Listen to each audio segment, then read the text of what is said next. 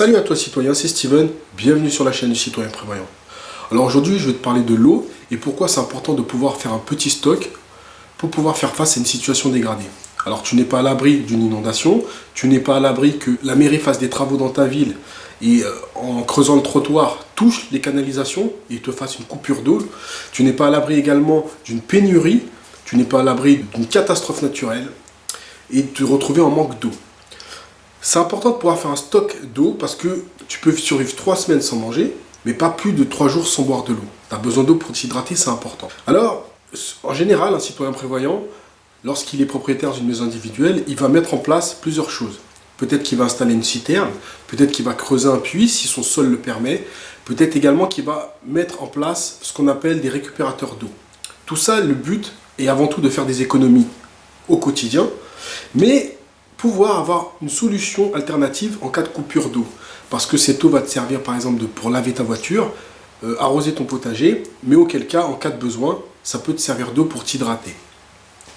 Lorsque tu vis en appartement, c'est un peu plus compliqué, parce que déjà, il y a un manque de place évident. Mais il faut quand même trouver une solution pour pouvoir faire face à une situation dégradée, le temps que la situation redevienne normale. Moi, je vais te montrer ce que je fais avec mes petits moyens. C'est un début, mais peut-être que ça va te donner une idée. Donc voici ma petite solution de stockage. Donc là, j'ai 6 bidons de 22,6 litres d'eau. En plus, à côté, j'ai un petit jerrycan de 35 litres, tu vois, avec le petit robinet qui va bien. En tout, j'ai l'équivalent de 170 litres d'eau pour faire face à une situation précaire pendant un certain laps de temps. J'estime mon stock à environ 1 mois. Pourquoi j'ai pris des petits jerrycans? Parce que comme je vous disais, je suis en appartement, mais il faut pouvoir les transporter en cas de besoin. Et je peux te dire que ça, une fois rempli, c'est 22 litres, mais ça c'est lourd. Donc il ne faut pas prendre des contenants trop lourds, parce que si tu dois mettre ça dans une voiture pour partir, ou si tu dois dépanner quelqu'un, les gros fûts c'est trop important. Pour que tu puisses conserver ton eau le plus longtemps possible, environ 6 mois, parce que l'eau, ça ne se conserve pas indéfiniment. Il faut utiliser des contenants opaques pour ne pas laisser passer la lumière. Il ne faut pas que ce soit sujet à des variations de température. Donc, il faut que tu fasses attention à ton endroit de stockage. Il ne faut pas que ça se congèle l'hiver. Il ne faut pas que l'eau chauffe trop l'été. En plus de ça, dans chaque petit bidon, qu'est-ce que j'ai fait? J'ai mis une solution pour pouvoir tuer les bactéries et éviter que l'eau ne tourne, si tu veux. Donc j'utilise de l'eau de Javel, on s'en fout de la marque, hein, c'est pas le plus important. Ce qu'il faut faire attention, c'est qu'il faut prendre de l'eau non parfumée. Donc pas de eau de Javel au citron ou à la lavande, c'est important. Et moi je mets l'équivalent d'un petit bouchon dans chaque bidon. C'est pour que ça puisse se conserver environ 6 mois. Au bout de 6 mois, l'eau n'est plus potable. Donc en gros, qu'est-ce que je fais? Tous les 6 mois, je fais tourner mon eau. Donc en gros, l'eau je la jette pas. Hein. Je l'utilise par exemple pour pouvoir arroser mes plantes. Je l'utilise notamment pour pouvoir tirer la chasse. Comme ça m'évite de jeter de l'eau inutilement, parce que l'eau c'est précieux. Donc chaque bidon, chaque fois qu'on va aux toilettes, on l'utilise pour vider la chasse. Comme ça me permet d'économiser de l'eau et de réutiliser de l'eau et pas la jeter bêtement. Après je nettoie mes bidons à nouveau. Je ré-remplis et je remets dans mon lieu de stockage. Donc là, je viens de te montrer comment je stockais l'équivalent d'un mois de consommation d'un adulte. 170 litres d'eau. Alors toi, en fonction du nombre de personnes qui composent ton foyer, il va falloir que tu multiplies ce chiffre.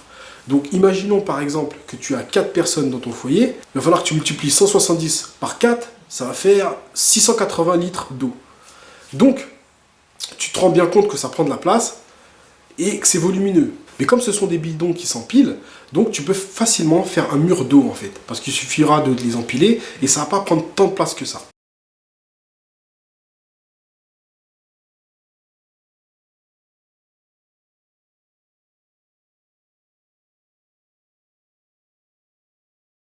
Autre sujet.